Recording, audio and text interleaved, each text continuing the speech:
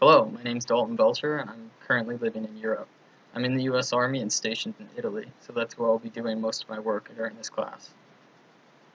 I chose the biofuels and land change usage as my group because alternative fuels were one of the main reasons I was interested in a degree in sustainability in the first place. I think it's paramount importance that we switch from fossil fuels to more renewable sources of energy, such as solar and things of that nature. So that's why I chose this group. Hi, my name is Kayla. I'm from the lovely state of Michigan. The topic of biofuels and land use change intrigued me because, like most people, I believed that it would help mitigate the issue of climate change induced by our vehicles. Unfortunately, with some further research, we found that that may not be the case. Therefore, I'd like to further my knowledge and understanding of the concepts beyond biofuels and figure out if there's other solutions or methods that can be used in place of that. Look forward to working with you all. Thank you. Hi, my name's Brittany Sproul's. I'm from Lincoln, Nebraska. I chose biofuels and land use change for my topic because I have a strong interest in agriculture. Most of my family would actually be considered stakeholders in this subject because I come from a farming family. So my dad's a farmer, his dad was a farmer. On my mom's side of the family, pretty much all of my family are farmers. Hi everyone, my name is Richard Immerman. I live here in Las Vegas, Nevada. This particular topic interests me because for the last couple of years I've been working in the renewable energy industry. So I find the use of biofuels and land use change as a topic very interesting. I was immediately drawn to it as soon as I saw it on the list of topics to choose from. I'm really looking forward to being able to research this and understand this a bit more and then sharing what we find with all of you over the next couple of weeks. Thank you. Looking forward to everything. To understand the change in land use caused by biofuel production, we must first have an understanding of what biofuels are. Biofuels originated in 1900 when Rudolph Diesel used peanut oil to run a vehicle.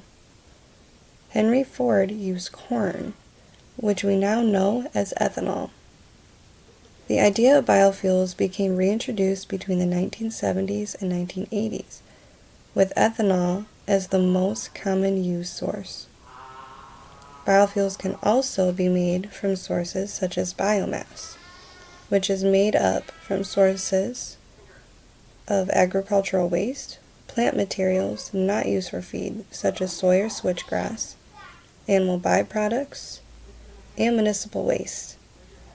Biofuels are a renewable resource that is also biodegradable, rendering it potential to transition humans away from fossil fuels by reducing pollutant emissions such as carbon monoxide. However, the production process is where we begin to see problems.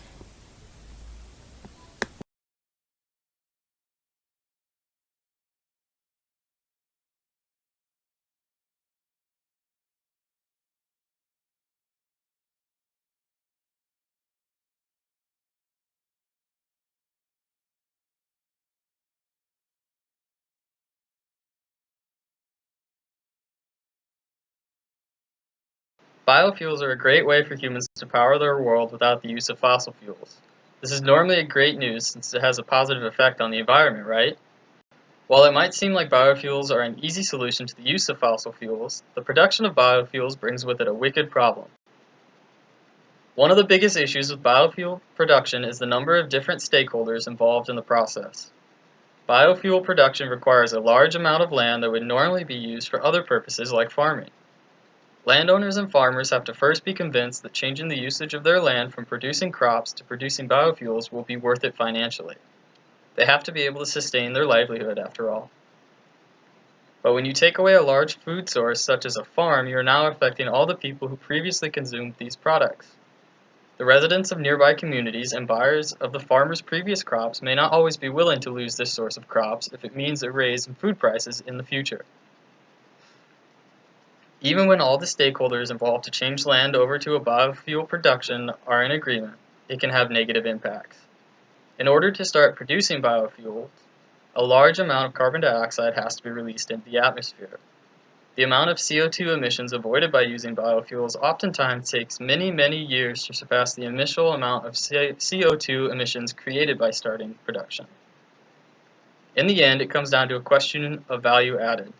Environmentalists want to switch alternative fuels to reduce our environmental impact in the long term, and business owners want to make a large profit in the short term.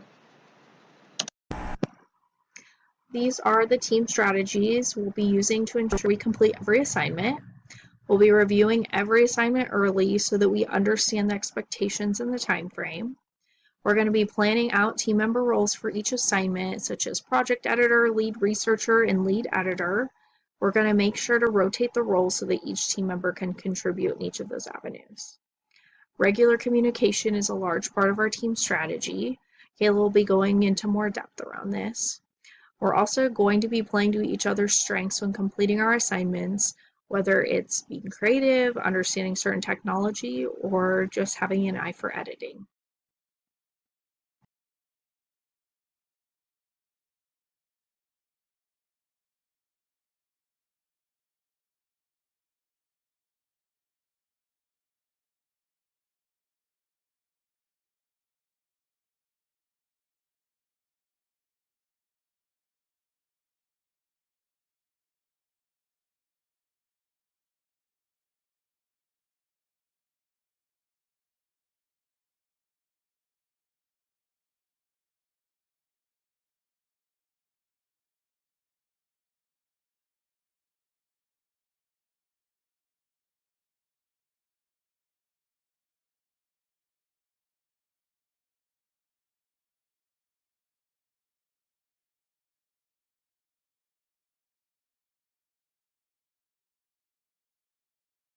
Hi everyone, I'm here to talk to you about what online document sharing program we decided to use.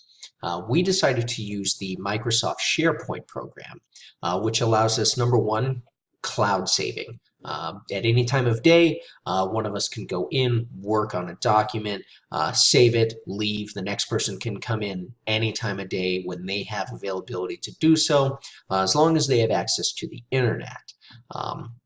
Another good thing is it has real-time editing. So two people, or as many people as can, go into this document and edit it all at the same time, which means we can all work on this project simultaneously. There's a little chat window in the program that allows us to communicate as well. Again, it's super accessible as long as you have internet.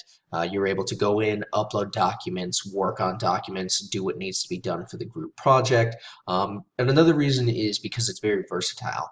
All of the Office programs are available through SharePoint. We have Office, we have Word, we have OneDrive, we have PowerPoint, Excel. All of them we are able to work with.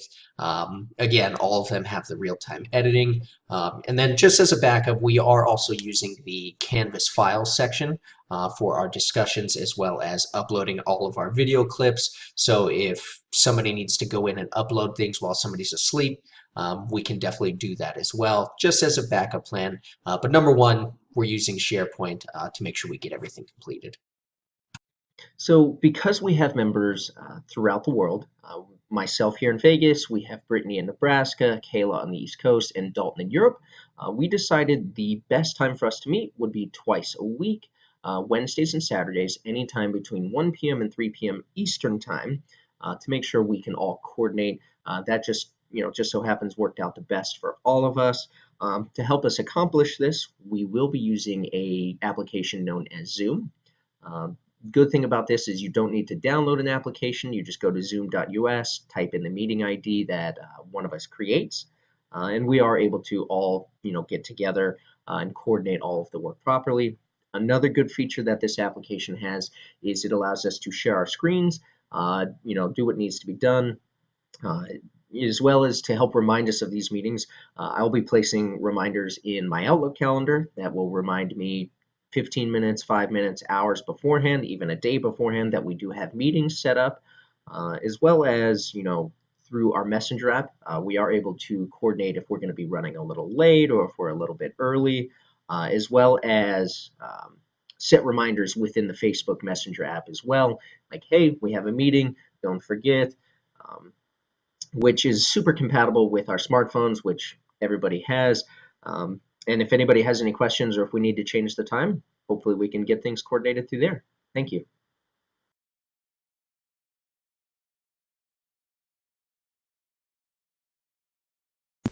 Communication is vital in human existence to express our needs, wants, and desires. Therefore, to be successful in any endeavor, we have to have an open line of communication. Throughout this project, our team has discussed ways in which we'll be able to keep in touch with each other. The original group platform within the ASU database is a great start. However, with all of our teammates living in different time zones, that may not be the easiest way to ensure proper response times and open communication. We have discussed using Facebook Messenger, a WhatsApp, and we have exchanged phone numbers and email addresses. Communication is not just about speaking, however, it's also about actively listening. We have to listen to others' concerns and ideas. Having empathy and an open mind can go a long way in ensuring that we all feel respected and valued as a part of the team. So far for this video project, beyond discussing how we want to communicate, we have discussed our obligations of when the project should be submitted and how long each video should be as an introduction and slide to meet the 10-minute commitments. Considering the time gaps between everybody within our team, I believe that communication is doing fairly well and that we will continue to grow.